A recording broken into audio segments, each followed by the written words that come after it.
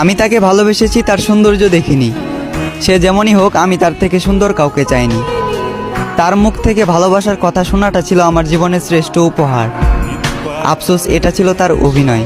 তবে আমার ভালোবাসাটা অভিনয় নয়, বরং তার এই অভিনয়ের কারণে তাকে পাওয়ার যুদ্ধে আজ আমাকে মানতে হলো হার। একটা সময় হাসির রাজ্যের রাজা ছিলাম, আজ সেই হাসিটাকেও হারিয়ে ফেললাম। আমি জানি আমি তার প্রথম নয়, বরং দ্বিতীয় ভালোবাসা ছিলাম। তবুও সে চিন্তাবাদ দিয়ে তাকে ফুলের মতো আগলে রাখলাম। আফসোস, সে ফুলের কাঁটাতেই আমার জীবন গেল, যে ফুলটা একটা সময় আমাকেও ভালোবাসার কথা বলেছিল। খারাপ তো তখনই লাগলো যখন দেখলাম চোখের সামনে অতি আপন মানুষটা হয়ে গেল পর। চোখ দিয়ে ঝরল বৃষ্টি, বুক দিয়ে বয়ে গেল কালবৈশাখী ঝড়।